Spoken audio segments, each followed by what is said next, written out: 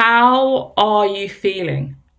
This is going to be a reading to dive into our feelings today, because as a reader on the platform, I really struggle with the vibration that comes back and forth to me. And on reading days I dedicate to content for all of you out there. Are you out there? Listen in, come closer, let's surrender. I feel heavy waves of energy. You'll see on the channel further down in the timeline some ascension readings. I do the ascension readings when the energy's darker, the energy's heavier, and that's within me. So I have to own that I, as a reader, every reader on YouTube, in real life, around the world, their energy is what is coming out and mirroring you.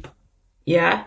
So it's not that we are not gifted or we're not psychic. It is. But like attracts like. So if you found my channel, there's more than a high probability that what's going on with you energetically is going on with me energetically. Soul tribe, kin, connection, yeah? Divination. Whatever's on your journey at this time's also on mine. 1:13, as I said that on the clock, and it's 11:31 in the UK at this time. So we've got 111333 coming out, okay?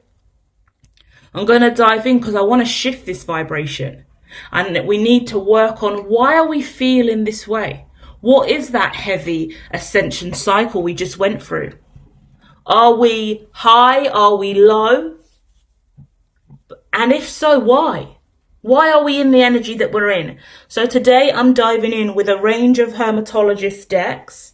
I've got synchronicities, chakras, houses, zodiacs. I've got emojis. I've got the sexual tarot of magic. And then I have love in the light and love in the dark, which is also a hermetologist deck. And then on top of that, I have a numerology deck mixed with a past lives deck mixed with a tarot deck, mega deck we call it.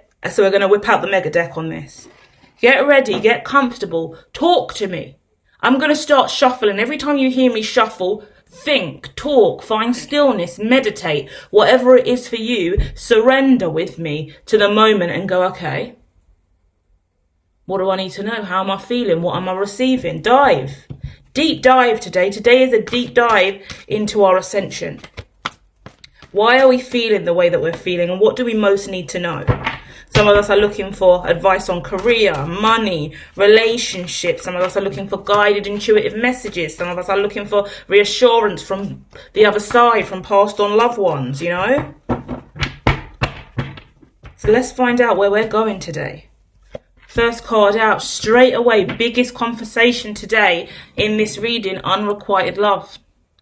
Now, I'm with you in the driving seat of this because I've put myself on the front line today and said whatever we're dealing with, I'm dealing with it too. So unrequited love's coming out, and I know exactly what that means, and I know exactly why that relates to me. In 2016, I made a Abraham Hicks Wheel of Focus. I'll share it to my Twitter, so go and check it out. I'll pin it to the highlights so you can have a look. And one of the sections in there, because you choose all the things you want to focus on your life, I focused on requited love. Because I always felt like in every single relationship, love was always unrequited. No one ever loved me back in the way in which I loved. That was before I really knew the level of my neurodiversity, the level of my clairsentient abilities, my clairvoyance, my clairaudience, my empathy. I didn't really understand how different I was to everyone else, right?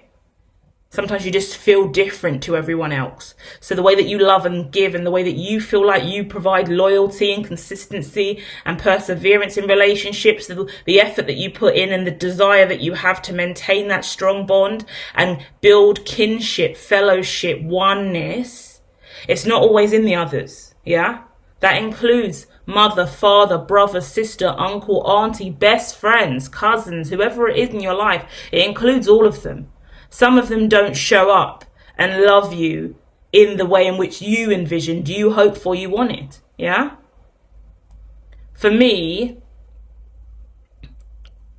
regardless if you're a romantic partner, take this lesson in. This is important for our journey today as we deep dive, right? Regardless if it's a romantic relationship or not, whether I'm having sex with the person or not, kissing them, getting into bed with them at night, that's the future husband or wife or not, I love them just as much as I love every single other person that I give my time and effort to.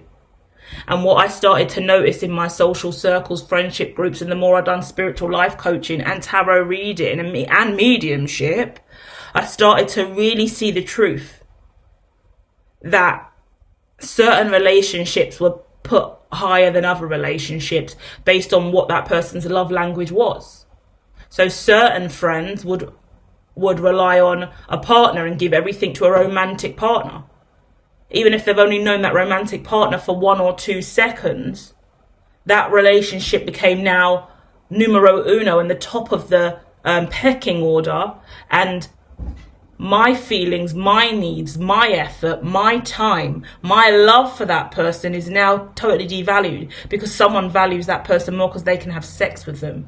Someone values that person more because they have a love language or label or presentation that appears to be better than what I have to give. That's the biggest issue. So I have to give examples here because it feels empty without it, but this is hard for me to own. So it's going to be, I guess, hard to share. But the truth is, for example, in my home dynamic growing up, my stepdad was the most valuable person in the house. So if he abused me, it was fine because he was the main figure. So my mum, in that situation, had chosen her love language, her love style, her number one, which wasn't me. Burdened by that unrequited love from a mother at a really young age sticks with you, burns you, especially when there's layers of abuse there as well, and a lot more darker, sinister stuff. In other relationships, you've got your friendship groups, the guys you hang around with, the girls you hang around with. In the friendship group with the girls, once the girls get a new boyfriend, I'm not coming out, I can't make it to the event, no, I don't want to see you anymore, no, I'm not picking up the phone, no, I'm going to ignore your calls. But we're best friends, we've been friends for years, you've got a new relationship, you've been with that person for 2 weeks. But I'm now irrelevant, and I can't even tell you how much that hurts me and how that makes me feel, because I've been there for you. And I've given my time and effort to our relationship. So to see someone you barely know, you met on an app last week, now take all of your time and effort and you totally disregard me and my time and effort I've already put in on our friendship, then unrequited love again.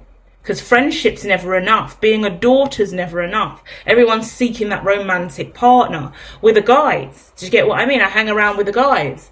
And actually all the guys are going out to do something that only guys do, so I can't come. But I'm really good friends with all of you, or you specifically. But you can't get invited because it's really a guy night, and all the guys are doing this, so I can't really bring that up or tell you, or you can't really come along.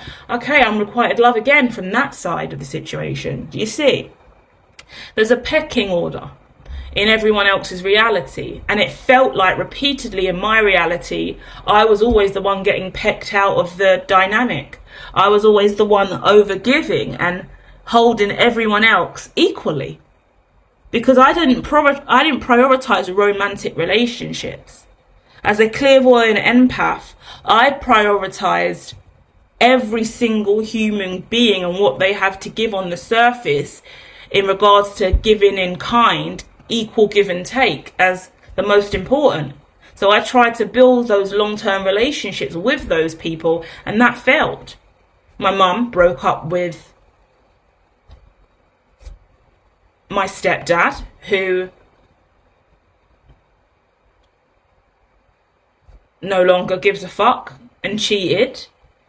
So then now I'm important again. Come back into my life, my daughter, because now I've lost the man that I let abuse you and take advantage of you, and now he's gone. I need you back. But there was unrequited love there for years. I was seriously abused and neglected, and a lot of other forms of abuse for years. Now he's gone. Oh, come back into the fold. Let me spoil you with money. Yeah, let me manipulate you with money again, because that's my love language, right?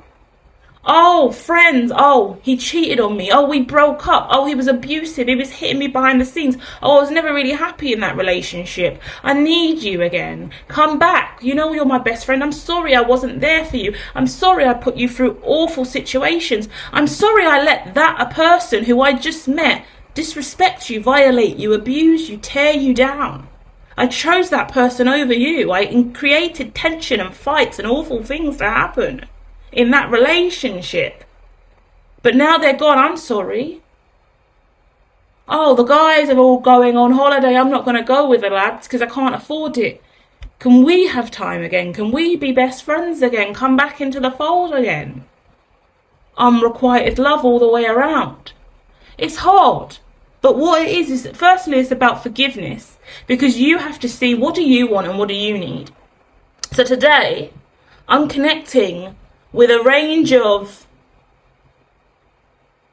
wounded feminine, male or female. This is wounded feminine. This is our softer, lighter sides of self who feel like we've never been able to really forgive those who showed up repeatedly unrequited in our lives, when we showed up offering reciprocation all the time. That's what heartbreak is. That's what makes people never love again. And that's the level of ascension that we're seeking today, that we're going through, because finally we're at a point in life where we're realizing we haven't been looking at ourselves correctly. We've been looking at everybody else to define us. It will be nice to know that that relationship there is stable. It will be nice to look at that person and know I have kinship and loyalty with them. It will be nice to know that person is a true brethren, a true best friend, a true ride or die. But then you've got to look back at yourself again and go, wait, I need more than this. What am I seeking? Because I can't have heartbreak again. I need companionship in union, honestly. I want a brand new beginning here. I need to move on from any vibrations where if I give to that connection, they're only going to turn around and bring me down again. Bring me down to a vibration where they remind me that me being who I am in their social circle isn't enough. I'm going to choose to rebirth this time in life and really go after what I want. So I've just been pulling cards as I've been speaking on that, okay? And I want to tell you what I'm seeing now. Firstly, more importantly, I want to really let you know that this reading and this unraveling, right, I'm getting a lotus coming out of the ground, but I'm getting the peeling back of an onion. So we're really unfolding a really specific story for a lot of wounded feminine within us, yeah? The wounded feminine within us is coming up to be seen for once, which is really, really rare. Because how many feminines do you know go, I'm in wounded feminine vibration today. Oh my God, I'm so wounded. We don't do it because it's not the cool thing to do. It's not the right thing to say. No one wants to own wounded feminine vibration. Male or female, we all have that feminine energy that needs something, wants our love languages to be met, wants to feel serenaded and honored and loved and cared for. And when we can't receive that reciprocal vibration, we crumble, we break, we fall to the floor energetically. Our chakras become weak. So here we're looking at, it's time to forgive yourself and trust in your journey. If I'm connecting with a load of clairvoyant, clairsentient, psychic, intuitive readers at this time, then more than anything, I'm really getting this energy of, you know what you're looking for. As a clairvoyant, as an empath, you know the relationship you do and don't want to attract into your life. So you don't just fly into a relationship for the sake of it. You can go on 1 date, 2 dates, start dating casually and see your future with a person or see how it's going to end. And sometimes you choose not to go any further because you see. You're empathic, you're sensitive. You don't date 100 people. Some of you celibate. You don't choose to just sleep around with absolutely anyone. So if you're one of those people, you can't look at anyone else who would go, I'm going to date him because he's got money. And that's it. I don't care. I've got money with him. Perfect. Oh, they will have sex with me on the first night. I'm going to stay with them. They've got a nice dating account. I'm going to marry them. right? Certain people will just go into a relationship, cling on and hold on for dear life until it's like fucking buckaroo. Dating in 2024 is a fucking game of buckaroo, riding the bull. That's all it is. You get on and you hold on for dear life and you fall off. You sit down, have a break, queue back up and go again. That's all it is. A game of fucking buckaroo. Because at the end of the day, this is me being harsh, but it's true. If all those people around me that were in my circle when I was giving off genuine love and reciprocation decided to mirror that back to me, there would be actual true kinship and strength in relationship and love and loyalty, and a real strong relationship blossomed, instead of all the relationships they no longer have now because they broke down and didn't last. Because they chose to buckaroo, a quick fad, over long-term sustainability. Chose romance, a relationship, which is okay. Everyone desires for love. But if you don't understand that love starts in you, if you don't know that love starts with your children, if love starts with your brother and your sister, your mother, your father, your dad, your uncle, your auntie, those closest to you, if the love can't start there, what makes you think love's going to start with someone you just met online? You got no love in your home, but you're going to find it on Tinder. Doesn't add up. You've grown up with childhood wounds, never had love in any real relationship that you've had, coming from your home economics, right? Your socio-economic background, your community, your ecosystem, yeah? You never had real love there from your mum and your dad, your brother, your sister, any of that. Your family never really gave you that love, but suddenly you know that it's this guy who's just swiped right on your account. Bollocks. Clairvoyant, intuitive readers, psychics, we know this. That's why we don't dive in easily. We take time. And then we have regrets and we find it hard to forgive because we already saw that relationship's not going to last. We didn't dare say it because, once again, if you've seen Encanto, no one wants to be Bruno. Bruno's the one telling the truth all the time and getting the blame for it because Bruno's clairvoyant and he can see the future. So every time we speak on that relationship's not going to last, I wouldn't dare say that. I've never said that to anyone ever. I never, even all my years of reading and mediumship and clients, I never actually say that relationship's not going to last because that's a horrible thing to say. And you don't want to be the person that prophesies such an awful situation, but you try and lift people up and say, come on, are we looking at how we can make this relation stronger and more powerful? Can we find each other? Can we look at each other and see if what we do have is love? What is love to you? What is love to you? How do we ascend? How can we be more loving? Do you have love at home? What is your idea of love? What is your love language? What is your personality styles? What are your personality traits? What is your archetypes that make you a powerful player in romance? Because all I've ever craved in my heart, right, is love. That's it. Reciprocal love. It doesn't matter who it comes from. Sometimes the most beautiful love is someone you just met on the street who offers you something, picks something up that you dropped, yeah? Just makes a nice comment, says, oh, you look beautiful today. Oh, where'd you get that bag from? I really like that. Something casual. Oh, do you know what? Let me move my stuff out of the way. Come and sit here. There's space here. Oh, you look knackered. Should I help you carry the rest of your shopping? What way are you going? The bags are too heavy for you. Yeah? You ever seen an old lady walking down the street with these bags and you're like, how the fuck's she doing that? And you're like, you okay? Do you want me to just... how far you got to go with all those bags? She's like, just down to the end of the road. Let me take 2 of them.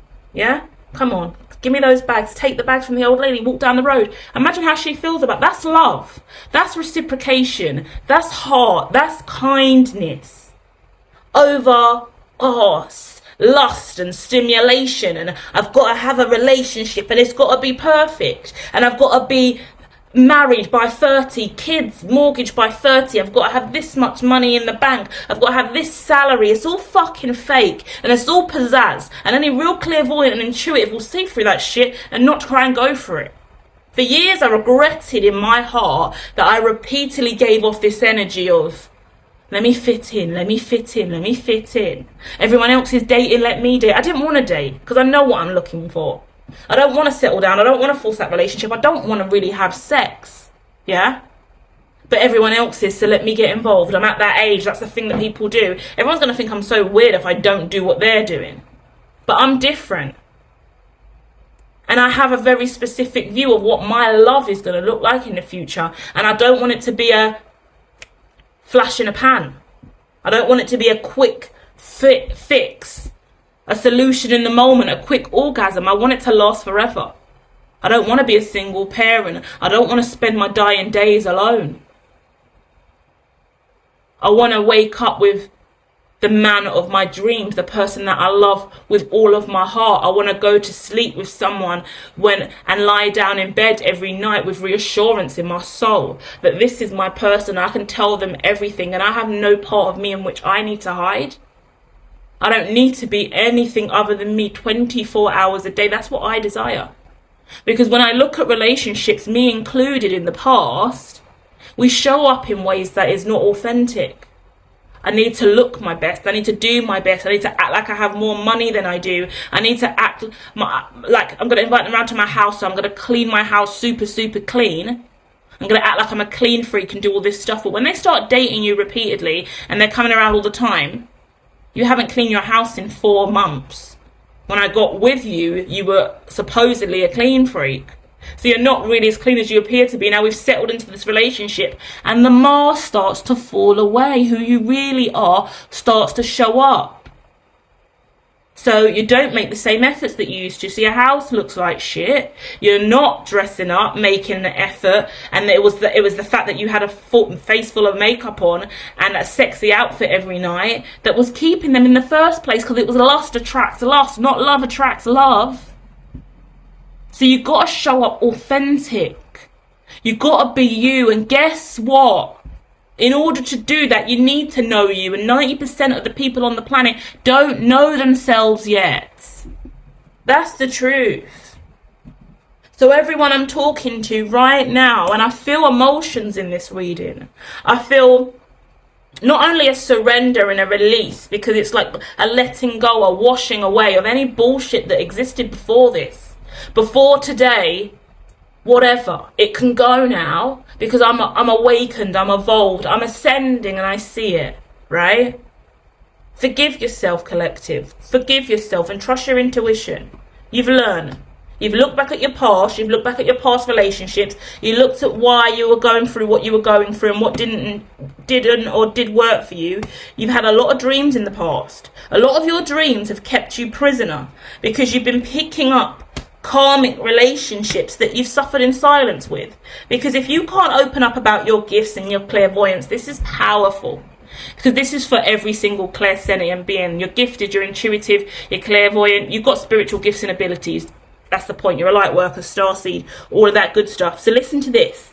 If you can't be in a relationship with someone who lets your gifts be out in the open when you need them to, then it's not worth it. I'm a clairvoyant. I've got social media accounts. I speak about what I'm doing. I used to go out and do lots of different events and do a lot more stuff on social media in the past on old accounts. I was publicly out there talking about my tarot and mediumship and my gifts, and I wanted to be very public with that at a point in time in the past before my career shifted. So it was important for me to be in a relationship where my gifts could be utilized. I got into one situation where I'm dating someone and I'm seeing their passed on loved one. They let me share, but that was the end of the relationship because the stuff that they shared was too much for me to know and then still have a relationship with them. In a healthy way, it was just too much of a burden in my mind, which then I burned to them because I overshared, right? Imagine you're clairvoyant and you see passed on loved ones and visions and dreams that come true, and you can't wake up in the morning and share that with your lover. They don't understand your gifts. Growing up, every time I went to a medium that was married, I would straight away go to their spouse, and I would be like, how do you put up with her? Please explain that. Like, I would talk to both of them and I'd be like, oh, you have a husband? Is your husband here? So I'll start like doing like a little conference course. Like, well, can we all sit down? Both of you tell me how on earth have you made it, right? Specifically 2 women, both in like their later life of mediumship. So I would say about 60 onwards, there was their age, right? And I'm asking them, how do you put up with this? One man's in the front room and the wife's got one client, medium she is, one client in the her work space, and I'm just sitting in the front room with her husband waiting for my turn to be next. And I'm like, I was like, great, while she's in there we can have a talk, level with me. How do you do this? Because I'm like her, So what am I going to do? Where's my husband going to come into this? Because I don't really understand how I'm going to find a man who's going to let this kind of lifestyle fly. And he's just like, oh, like, it's funny because he's like, oh yeah, it's a lot to deal with. It's a lot to process, but I'm used to it now. It's fine. Like, but one of the men was a bit more huffy, like, oh yeah, hasn't been easy. Actually, the other man was quite similar too, but the other couple laughed it off a lot more because they were both there when we were having the conversation. And it was like, they found each other in mediumship and at the spiritualist church or in some kind of spiritual realm, and her gifts grew with him and they kind of grew together, which was different. And he was just receptive and lovely and kind, and he was unfazed. Obviously, they've been together for years, both of these couples, but it's important to look around and see what kind of relationship dynamic is most reflective of what you potentially will have in the future, or you want or desire. It's good to look around and manifest the life that you want in relationships. That's the only way you see through. And that's what's been hard for me. Because while all my other friends or family members are manifesting stuff on the surface, I'm digging deep going, well, I know I'm different. I need someone who's going to be open to clairvoyance. I'm going to need someone who's open to channeling and conduits and random nightmares and dreams and visions at random points, and crazy thoughts and conspiracy and prophecy and pseudoscience, crazy mindgasms in the middle of the day, in the middle of the night, random scary shit that suddenly comes true. I've got heavy secrets and burdens. And often they're not related to me. They could be related to stuff going on in the wider world. I don't want to sit internally on spiritually classified information by myself and feel the burden, the weight of that, and feel like I can't share that with someone I share a bed with.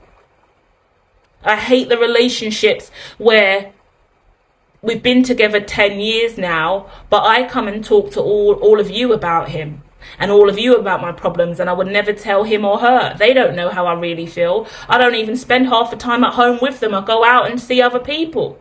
Don't want a relationship where there's cheating going on and we just shove our heads in the sand and act like no one's having an affair when blatantly someone's sleeping around and they've just accepted it, you know? Like, I want healthy love. We want healthy love, right? So let's dive in a little bit more to that. Because the future is now going, or the now moment is going, let's look for true partnership and alliance. Let's start offering a helping hand to those that are truly aligned to us. Let's look for alignment first. Let's seek crown chakra in our connections. Let's not be too eager to dive into anything that makes us less aware of who we are in the now moment. The most beautiful relationships are the relationships that not only give you passion and purpose, but give you absolute stability and grounding in who you already are. You don't have to accentuate or be or become more of any kind of you. You don't need to force or push out any aspect of you to be greater or more beautiful in the eyes of that person. You being you is enough.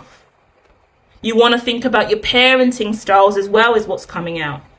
And what was a lack of love or an overflow of love, love bombing, narcissism, abuse, inner child wounding, inner child trauma, healing. What was the positive dynamics in your parenting style? Whether you were abandoned, single parent, adopted, foster care, totally loved, smothered in love, abused, given loads of money, given the greatest quality of life you could ever have.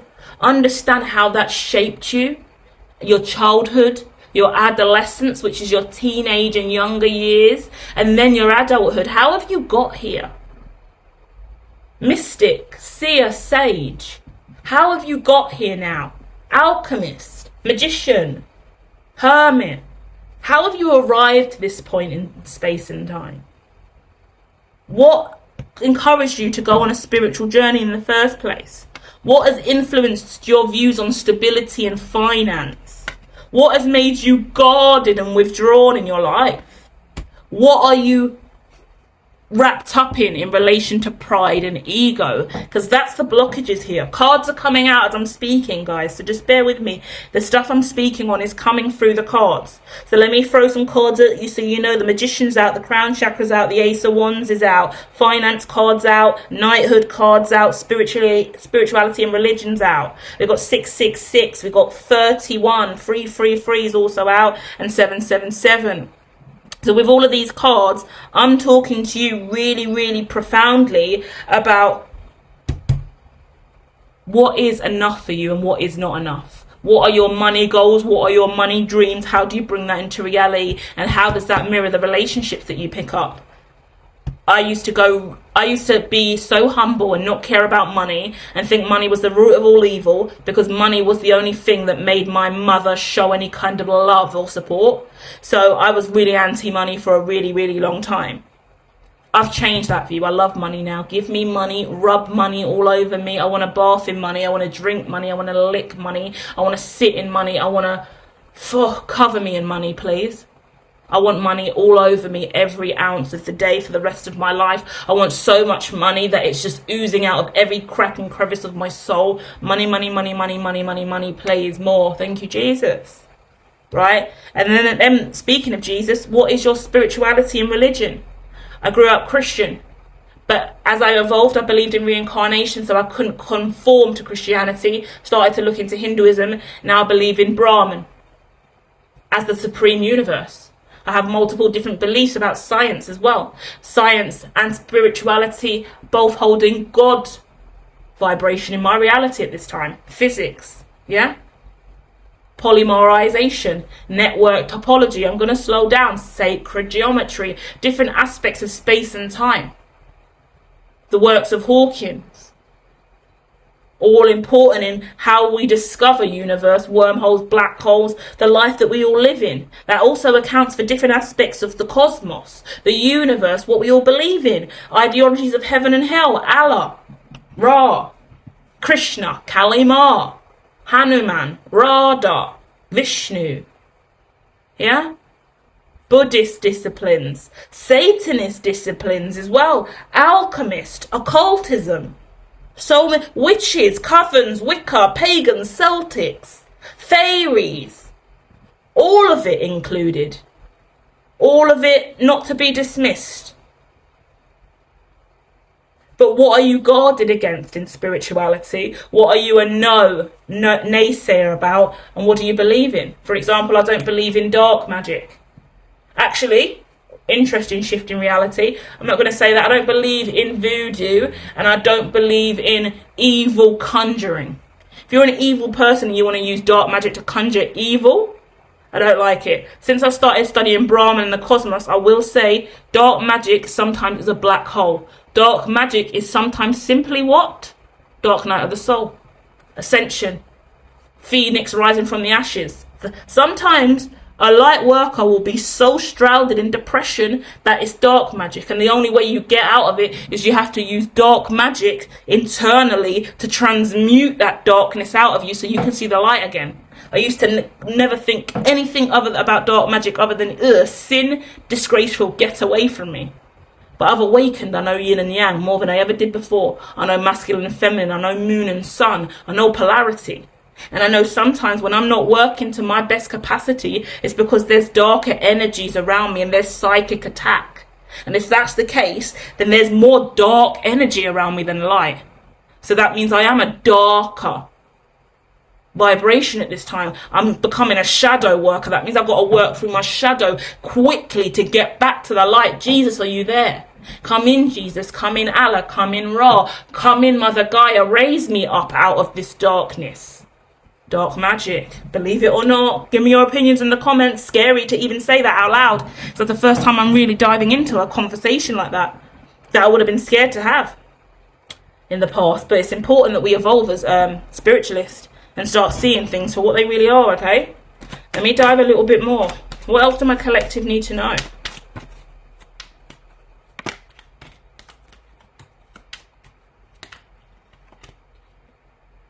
Achievements. There's a lot of achievements on the way for you, and they're going to keep coming in cycle upon cycle upon cycle. I do have a publication out. I'll link it below, but this has got to be downloaded from Google Drive because it's quite large, I think, this publication. But it's got a comic book in it, it's got radical self-love conversations in it, it's got affirmations in it, and it has a boss up under the moon page. Teaches you how to use the phases of the moon to boss up your reality. So I'll pin that there because there's a lot that you need to speak on. Wow. Okay, what I'm being told is there's a massive collective diving in to ascension, but you're doing it in the dark because you've got no one around you who's even as evolved as you. You might be on social media doing stuff, but in your personal life, family, friends, everyone around you, oh, you got the curse vibration around you because everyone around you, they don't do self-love. Everyone around you hasn't decided to ascend. Everyone around you hasn't got a reptilian brain. Everyone around you, truth of the matter, is in what I call 5D. To me, 5D is not a good thing. The fifth dimension is not a good thing. Go and check out the 5D reading on this channel. I'll link that below as well, okay? Can I just quickly make a note of that, okay? 1 second, let me dive in. Okay, you should see all of the links under this in the description about everything I've discussed here. Loads of stuff for you to go and check out after this. Please hit like if you do resonate. Feel free to share in the comments about any stuff that you want more of. But I've just linked in the Psychic Defense, which is a real publication, quite old, weighty, but worth a read if you're interested and want to educate yourself more professionally. Boss Up Under the Moon is linked there as well. The comic book's also there, and the 5D reading, which explains what 5D consciousness is, also there. A really simple explanation is everyone chases the 5D. I want to be in the 5D. I want to be the 5D. 5D is really just dark night of the soul. Is when you leave the 4D, which is the fairies, rainbows, first step into the astral realm, the evolutional plane, the imagination realm. And then when you get to the 5D, suddenly you're looking for more outside of the 4D. So you go into the 5 and it's just a black hole. It's nothing there. 5D is a black hole of depression. And that's where most people live and reside because they're always seeking something. You can't seek what you don't know.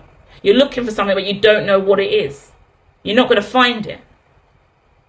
You need to seek with purpose. And that's what you have to get taught. You have to wait for something in the 4D to strike your vision, to move into the 5D, then longingly look for something, and then move into the 6D, making a choice of what you're going to do with that insight. We all need 5D because we can't go anywhere without the darker vibration. Yin and yang, light and dark. We need the darker side. But you can't crave darkness for no reason. You need purpose and pursuit. When we go into depression, it's because we want more.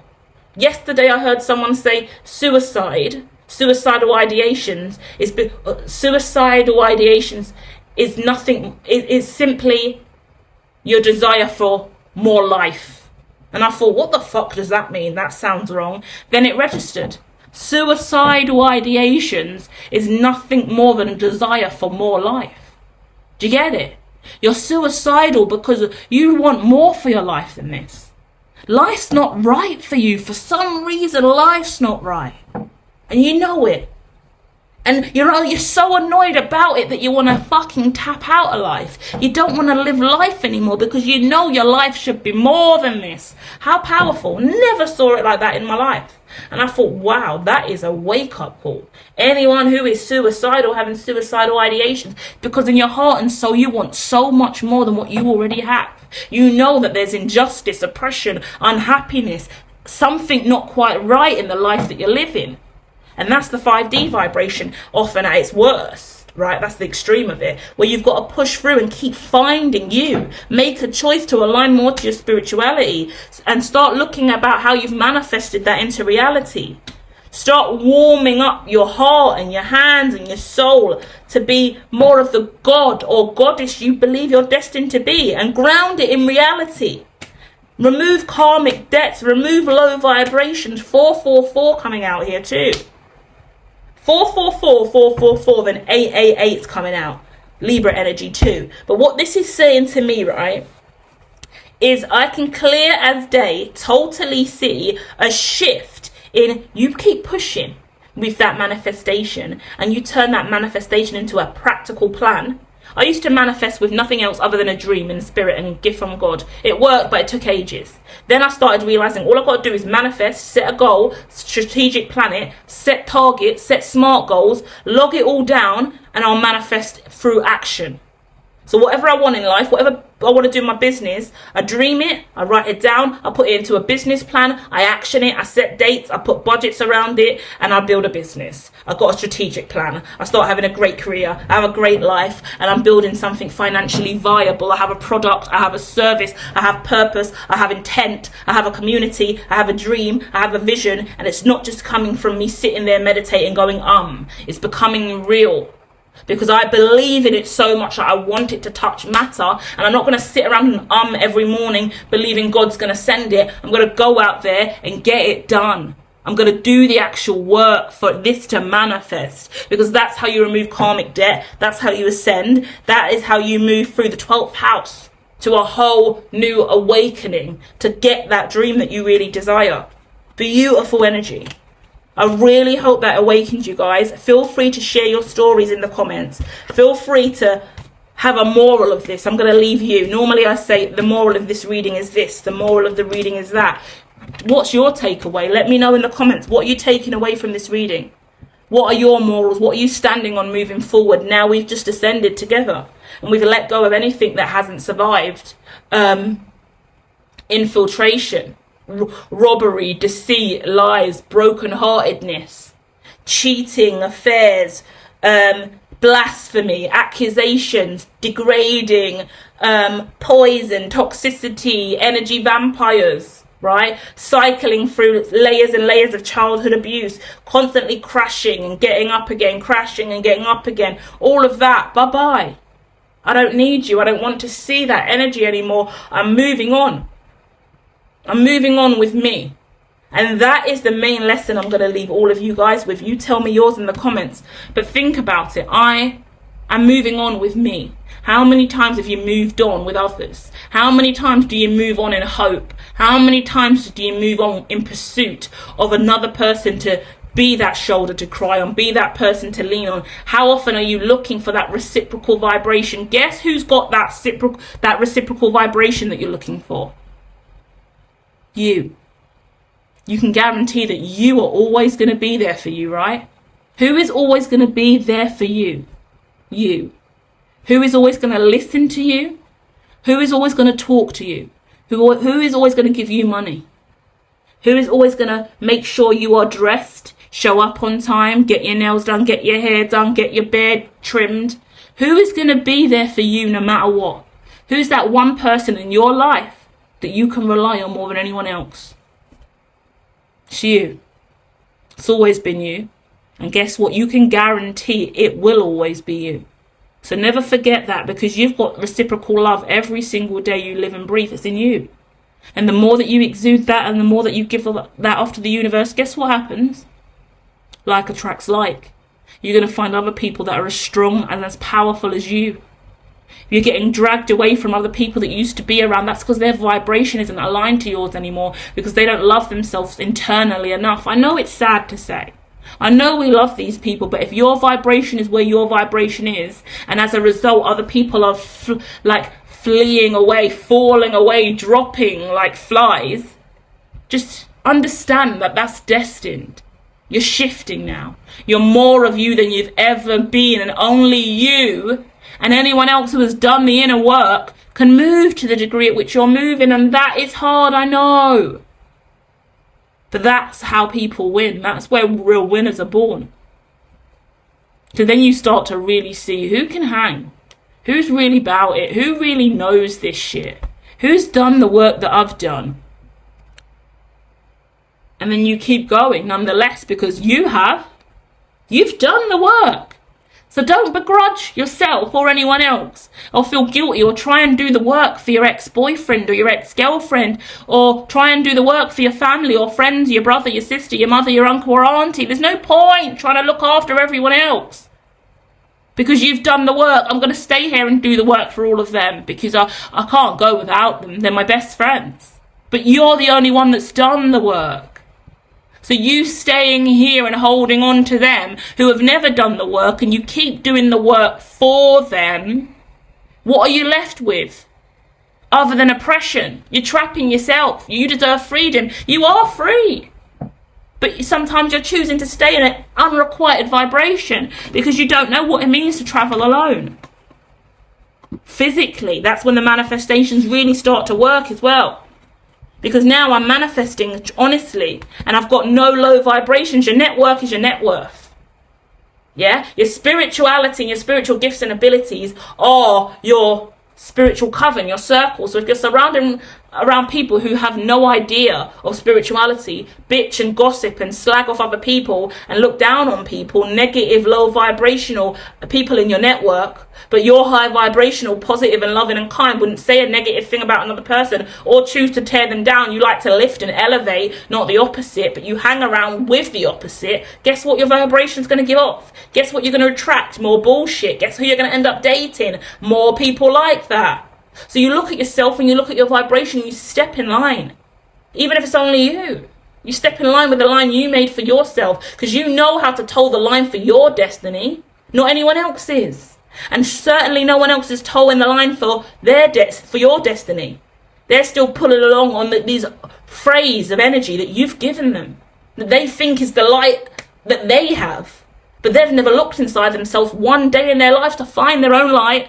They just revel in the light that you give off. That's why you don't want to leave them, because how are they ever going to shine without you? How are they ever going to know light again without you? That's not your job. It's not your job, empath. It's not your job, clairvoyant. It's not your job, psychic intuitive. It's not your job, tarot reader. God made you, enabled you with gifts and abilities that you've honed and worked on, that is to set you free. So go and be free. Go and be free now. Because your life gets better when you choose freedom. Yeah? Love and light. I'll be back soon with more. Feel free to let me know what your zodiacs are in the comments, and I'll be throwing out some zodiac reads. Any questions on spirituality, whatever you want to know, whatever you want to share, hit me in the comments, and check out all those juicy links in the description, okay? Love and light.